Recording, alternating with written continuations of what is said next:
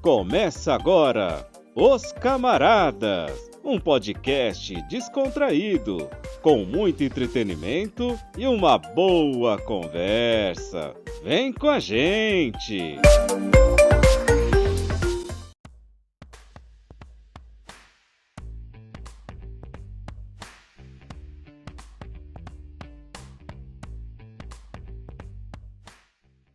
Fala galera, beleza? Tadeu Soares, chegando para mais um podcast Os Camaradas. Muito bom dia, boa tarde, boa noite a todos, dependendo do horário que for nos ouvir.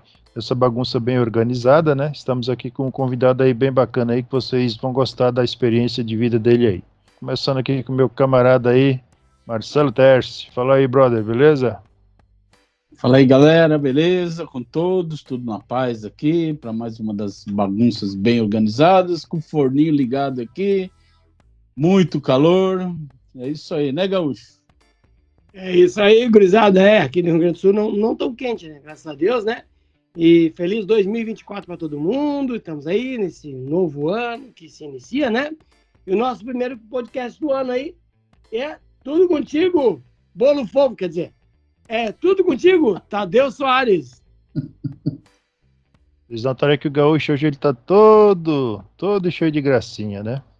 É uma pena que eu não posso dar a resposta aqui ao vivo para vocês, mas depois dos bastidores ele vai ter.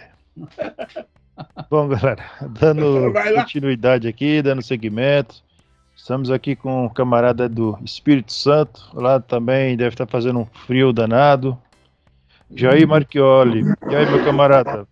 Olá, galera, prazer estar aqui com vocês nessa tarde gelada de 18 de janeiro, caindo muita neve por aqui, aos 37 graus, e satisfação estar com vocês. Jair, a gente sempre começa aí com a pergunta de praxe aí, se pessoa que grava conosco já nasceu com a deficiência visual, se já adquiriu, aí perdeu por algum motivo, algum problema de saúde. No seu caso, como que foi? Já nasceu com a deficiência ou não? Na realidade, Tadeu, eu nasci parte enxergando e parte não. Eu nasci com um olho menor que o outro. Então, a minha mãe percebeu no terceiro dia que eu tinha problema visual. Só que na época, os homens daquela época não ligavam porque as mulheres falavam, né? Então, dos 3 dias de idade até os 9 meses, a minha mãe percebia que eu tinha o olho direito menor e um pouco mais claro do que o olho esquerdo. Aí, quando eu completei 9 meses, um dia eu amanheci chorando muito, com muita dor. Aí a minha mãe me levou no município, no distrito, que na época nem era município, era o distrito de Marilândia. Aí no mesmo dia o médico já mandou para Colatina e, por sua vez, na mesma tarde já veio para Vitória. Então, aos 9 meses de idade, eu perdi o olho direito. Eu nasci com retinoblastoma e tirou o primeiro olho, não fizeram o trabalho devido, mandar para um centro maior, que aqui na época não tinha radioterapia ainda. Aí o médico foi ter mandado para o Rio, São Paulo ou Belo Horizonte. Ele preferiu deixar aqui. Aí, uns 3, 4 meses depois, eu coloquei uma prótese e fiquei com ela até os 10 anos no olho direito, e aos 3 anos de idade a doença passou para a vista do olho esquerdo. Aí minha mãe volta comigo para Vitória, chegou aqui, o médico já não quis mexer mais. Ele deu três opções para minha mãe na época, ou procurar o médico no Rio de Janeiro, São Paulo ou Belo Horizonte. Aí, por ter conhecidos no Rio de Janeiro, até entre aspas, parentes, aí a minha mãe optou para me levar para o Rio. Aí, quando eu cheguei no Rio, com 3 anos de idade, eu fui direto para o INCA, Instituto Nacional do Câncer, e lá permaneci até os 12 anos, mas aos 6 anos e 2 meses eu perdi. A doença atingiu a vista esquerda de cheio, não teve mais opção.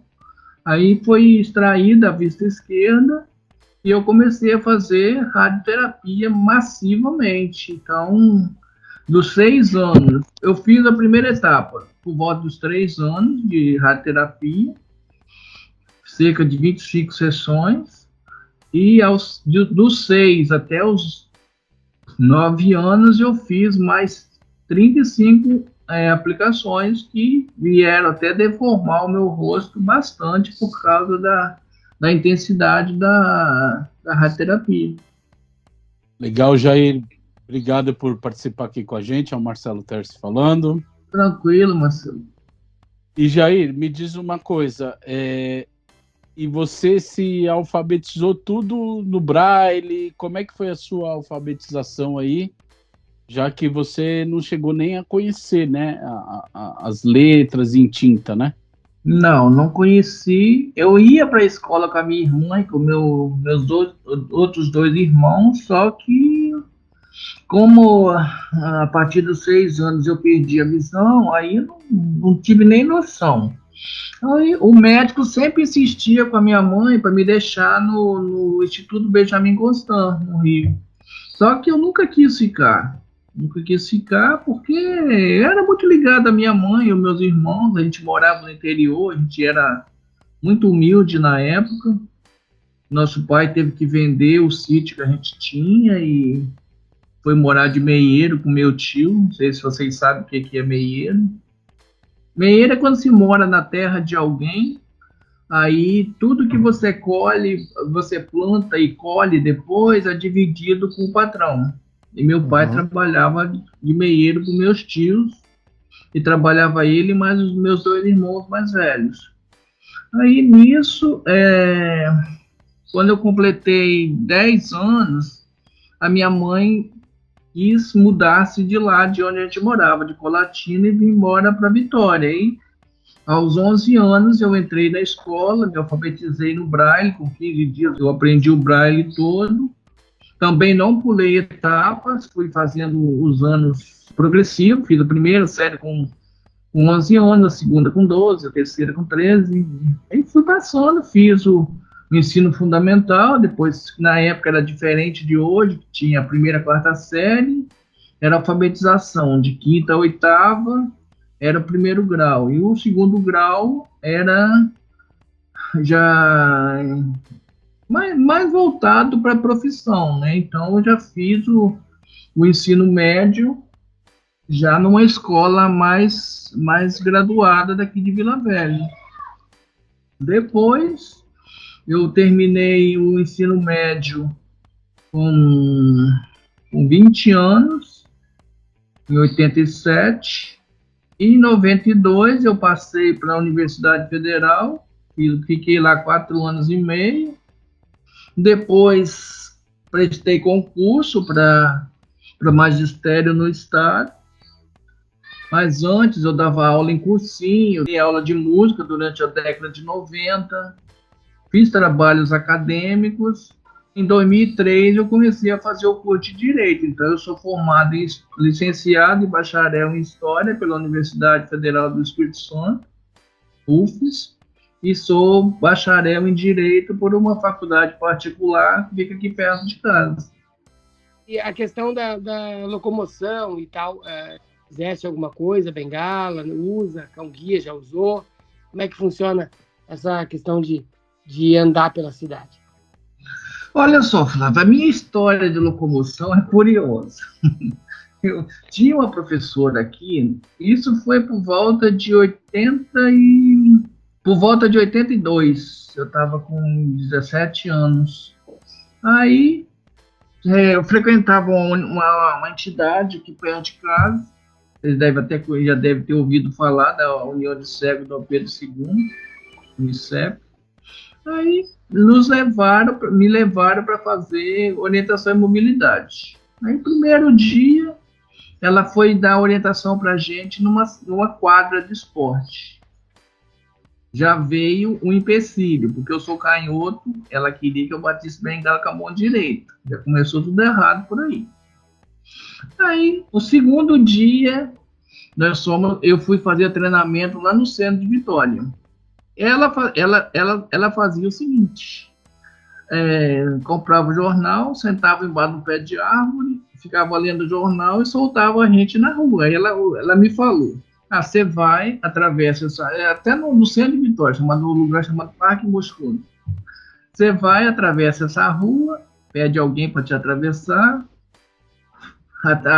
contorna a outra calçada do quarteirão em frente, passa lá por detrás dele, volta, passa de novo, atravessa de novo a rua, faz o contorno do parque e volta aqui. Aí saiu eu batendo bengala. Passei a primeira rua, pedi uma pessoa, atravessei a primeira rua, peguei a segunda. Só que a segunda não tinha final. Tinha um lameirão de mais de 3 metros de altura, e se não tivesse aquele lameirão, eu tinha caído dentro do Porto de Vitória. Nossa. Aí, Sua professora boa, hein? essa era. Aí, nunca mais voltei também a fazer orientação à mobilidade. Aprendi a andar sozinho e, na realidade, diz o povo que eu não sei bater bengala. De fato, eu não sei. E ultimamente não bato bengala porque me deu problema nas mãos. Mas hoje eu faço a varredura do chão. Eu uso tipo roller. Não é bem um roller, é uma adaptação. Mas hoje eu faço a leitura do chão. Eu não bato bengala. Eu usava de ponteira mesmo, bater. Aí, quando agravou o problema nas minhas mãos, aí eu tive que usar uma alternativa. A alternativa foi usar adaptar esse roller para poder fazer a leitura do solo. Em relação ao Congui, eu nunca usei o Congui, nem pretendo usar. Por quê? Eu combati a escravidão a minha vida inteira. Como historiador, combati a escravidão a vida inteira. Eu não vou pegar um pobre de um animal e transformar em meu escravo. Não tenho nada contra quem usa. Agora, para eu jamais usarei. Eu estou transformando a personalidade de um animal em um escravo. Tá. Eu ganhei um Conguia. Eu estava estagiando no curso de Direito. Aí foi uma semana que teve uma greve de ônibus aqui.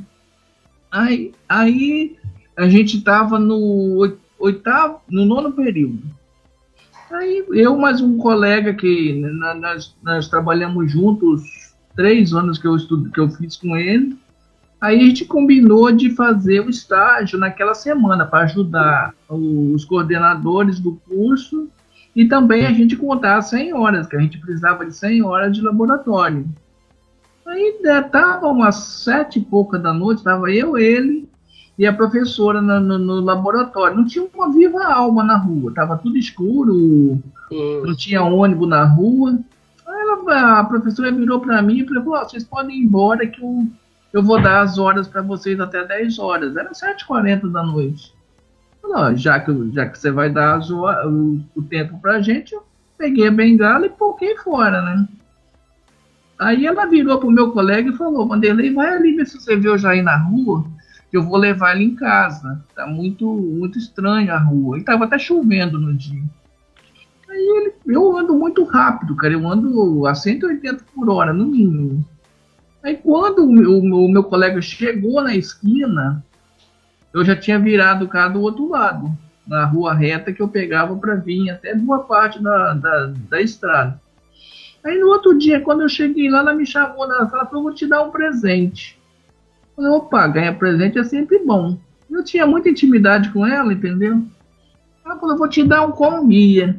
Aí eu falei: o nome dela era Marla. Eu falei: Marla, posso te agradecer muito pela sua boa intenção, mas jamais usaria um Conguia. Mas daí, então, tu usa essa bengala tipo roller, né? Mas tu não tem nada de visão, né? Não. Mas tu anda por tudo, por aí, tudo? Sim. Legal. Eu dava aula em três lugares. Eu fiz universidade, que na época que eu fiz a Universidade Federal, era uma tristeza você andar naquele pátio de tanta água que tinha, que fizeram a universidade dentro de um mangue, né? Aí quando chovia tinha mais água em cima das ruas do que dentro do braço de mar. Mas eu ando para tudo enquanto é lugar com bengala, não tem problema nenhum. Ô, Jair, deixa eu aproveitar uma pergunta aí. A gente vê que o seu conhecimento é bem vasto, né?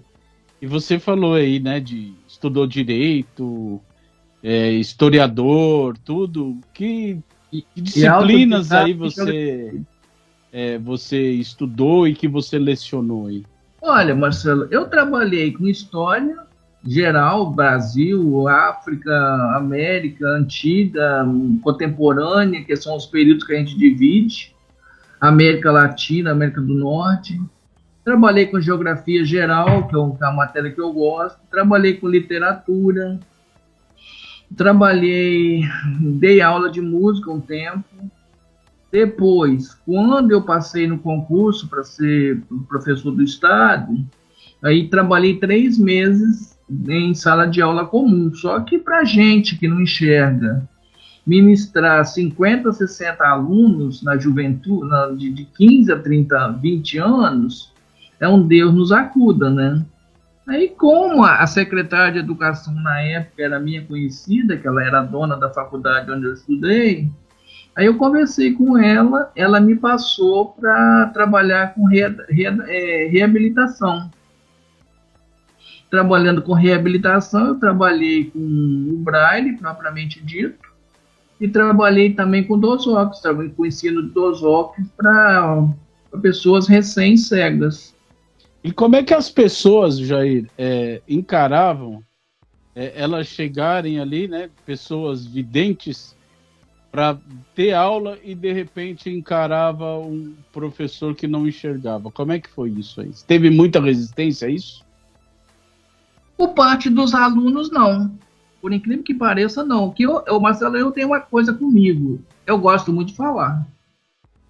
E quando você fala, você se expõe às pessoas e mostra aquilo que você é. Quando eu me apresentava nas turmas, as primeiras coisas que eu dizia, gente, para mim vocês são todos iguais. Eu não tenho diferença com o corpo que eu não vejo. Eu não tenho diferença com a altura, porque não tem nada com isso de quem é baixinho, quem é alto, quem é isso, quem é aquilo. Não tenho diferença com raça, porque para mim nós somos todos uma raça só. Então, eu vou tratar vocês da forma normal, como que eu gosto de ser tratado, e espero que vocês me tratem também da forma que vocês gostam de serem tratados. Então, eu nunca tive problema com aluno. O tempo que eu fiquei lá foi tudo tranquilo. Depois, quando eu fui trabalhar com cegos, a maioria dos cegos com quem eu trabalhei hoje são meus amigos, frequentam a minha casa, eu frequento a casa deles. Então, por parte de aluno, eu nunca encontrei resistência.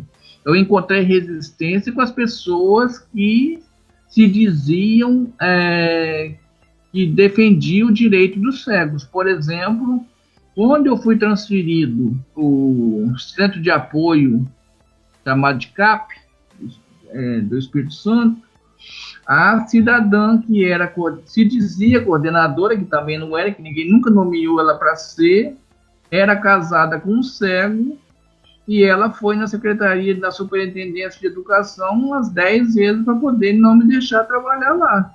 Só como eu era concursado e ela não era, ela teve que aturar a minha presença. Mas fez tudo, tanto ela quanto o nosso colega cego, fez tudo para que eu não trabalhasse lá. Já tu falou que trabalhou com música também. O que tu toca? Faz alguma coisa em música? Qual é que é a parte que tu faz? Eu toquei, Fábio. Eu tocava violão, guitarra e acordeão. Só que depois, quando eu perdi a sensibilidade e meus dedos ficaram cegos, praticamente eu estou perdendo o movimento da mão esquerda toda, então eu parei, desisti da coisa, mas eu gostava muito de instrumento de corda, principalmente instrumento de corda. Agora, Gi, voltando lá na sua fase escolar, você foi alfabetizado já no Braille e tudo, e naquela época lá a tecnologia não era o que a gente tem hoje para auxiliar, né? E enfrentou muitas dificuldades para você chegar a fazer faculdade e tudo. Teve tecnologia para te orientar ou foi tudo do papel, como era antigamente? Tudo no papel, Tadeu. Eu fui alfabetizado, como eu falei, aos 11 anos. Sempre trabalhei com reglete e punção. Máquina eu não me adaptei porque, por ser canhoto, a mão esquerda trabalhava mais rápido que a direita. Então eu não me adaptei à máquina Perkins.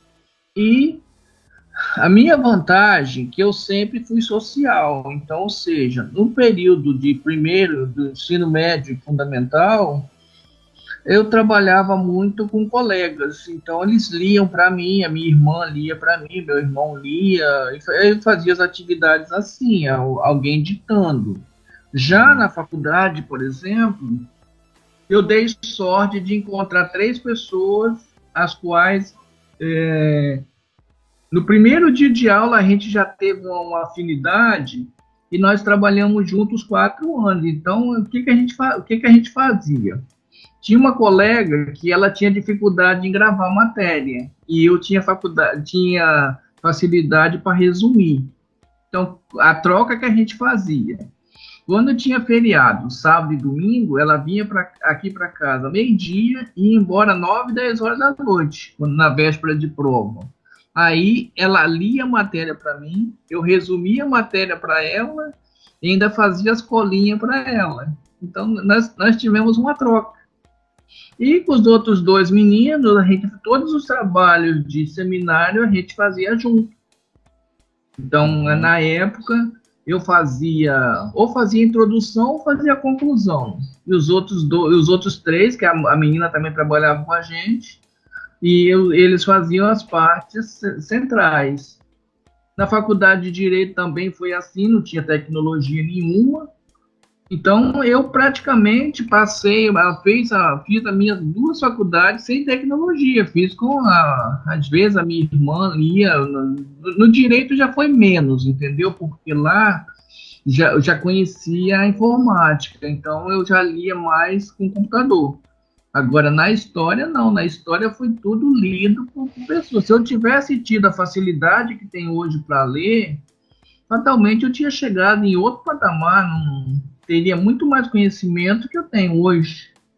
Porque a tecnologia auxilia bastante, cara, para quem quer estudar hoje. E me diz uma coisa, Jair. Voltando um pouco, se você puder falar a sua idade, se você é casado... E também, assim, fora da área da pedagogia, você exerceu alguma outra função? Olha só, Marcelo, eu tenho 58 anos, sou solteiro, nunca fui casado, tive meus quebra-galho por aí. Antes de ser professor, eu fui telefonista, trabalhei 2 anos e meio como telefonista numa empresa de transporte de pessoas, a empresa nacional, uma subsidiária da Águia Branca, acho que vocês conhecem. Uhum. E fazia trabalhos assim como no mesmo período eu dava aula de música, assim, em particular. Mas quando entrou para pedagogia, só ficou lá até... Não, eu fazia não é nem pedagogia, eu entrei para a área de educação. Pedagogia é uma coisa, educação é outra. Sim. Então, eu trabalhei muito na área educacional, não trabalhei na área pedagógica. O que eu aprendi de pedagogia, eu aprendi de orelha, entendeu? Nunca fiz curso nenhum de pedagogia. E hoje você atua? Não. Não, hoje eu estou aposentado porque eu perdi a sensibilidade das mãos, aí ficou arriscado eu andar muito de bengala, porque a bengala andou caindo no meio da rua, e corria um risco de eu ser assaltado, de eu atravessar uma rua. Às vezes, eu não esperava ninguém para atravessar, porque você ficava meia hora ali no sol e as pessoas passavam por você e não te ajudavam. Então, eu me arriscava em determinadas ruas mais mortas, eu atravessava sem ninguém, e aí a bengala andou caindo algumas vezes no meio da rua e ficou arriscado. Eu entrei com processo contra o Estado, acabei me aposentando em 2014 e estou aposentado há 10 anos. Trabalhou quantos anos? Em tudo, Flávio. Na área de educação eu trabalhei 12 anos. Ô Jair, uma curiosidade agora. Por você, acho que você é autodidata também, né? Mas, assim, são áreas, né, que pode se encontrar em algum momento, mas música, direito, história, por quê? Geografia também, né? Geografia, literatura.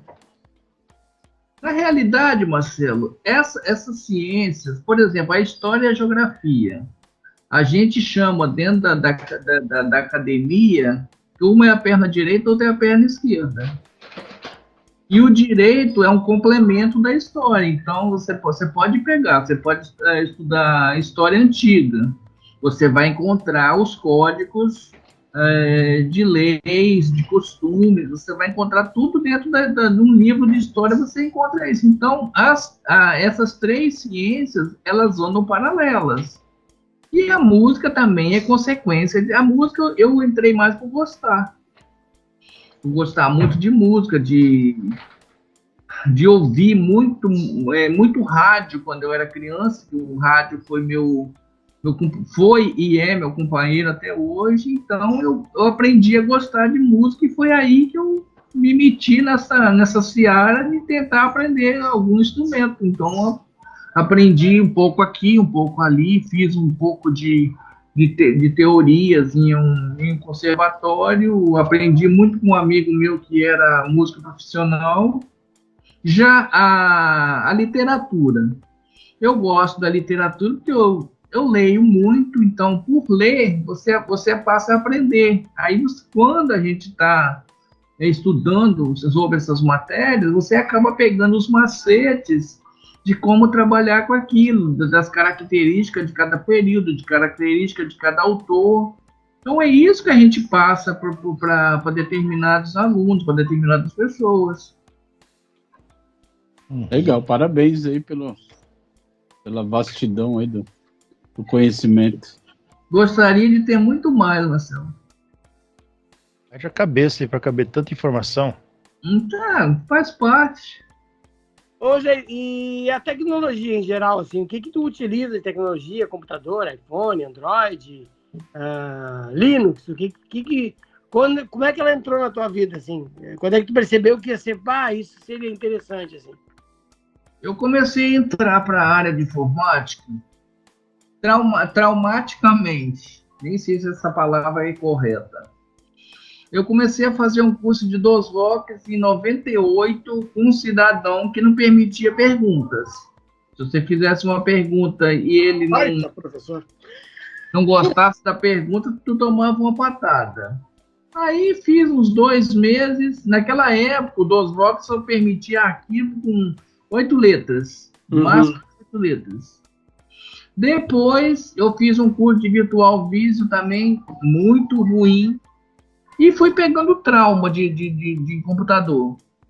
Até que, em 2006, quando eu tive que sair da sala de aula comum e ir trabalhar com readaptação de pessoas cegas, eu fui obrigado a aprender a usar o DOSBox. Então, eu usei o DOSBox, depois eu comecei a aprender o NVDA, um pouco de JAWS, um pouco de Windows. E me viro nisso até hoje. Eu uso pouco computador, eu uso computador para 3 coisas: para ler, para jogar e para bater papo. Mais nada. Não entendo muito de Windows, entendo quase, na realidade entendo quase nada. Telefones acessíveis, eu não me adaptei, eu falo sério para vocês, eu não me adaptei, uso muito pouco. Então, eu tenho uma certa resistência com a tecnologia. Então, a tecnologia que me favorece, que eu gosto, é a do computador para leitura. Então, isso aí me abriu muita fonte de pesquisa. Legal. Hoje em dia, a gente vê muita gente utilizando aí as tecnologias, né? Os smartphones, tanto Android quanto iPhone, né? E o computador até para faculdade, né? Hoje facilita muito, né? E é uma pena que tu não foi para o mundo do smartphone, porque hoje a gente quase substitui o computador. O Tadeu é de prova, né, Tadeu? O Tadeu nem usa quase o computador, né? Eu uso bem menos do que eu usava antes. Bem menos. Hoje eu faço tudo no iPhone. Né? Porque, na verdade, quando você pega um celular, esses celulares de hoje, um iPhone, um Android, não posso falar nada, porque eu não uso. Mas se você pega um iPhone na mão hoje, você está com um computador na mão. Sim. Né? É isso Então, aí. a verdade é isso. Mas tem gente que prefere muito mais o computador, pela facilidade, tudo. E... Eu, pelo problema nos dedos. O primeiro ponto tá aí, é o problema nos dedos. Segundo, eu tive um trauma o ano retrasado que eu comprei, me auxiliaram a comprar um telefone com Android. E eu sou da seguinte teoria, cara. Quando eu vou explicar alguma coisa para alguém, eu gosto de começar na base. Não adianta você querer começar uma coisa no meio do caminho. Ou tu começa na base ou vai sair errado. É isso aí.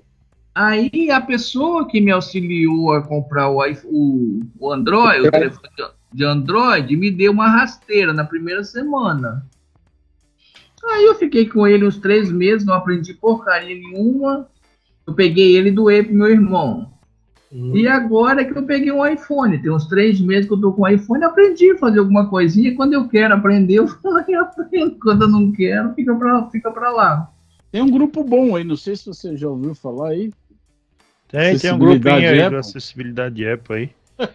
Eu já aproveitei para fazer uma merchandising aqui, né? Nós temos o site www.acessibilidadeapple.com.br, né?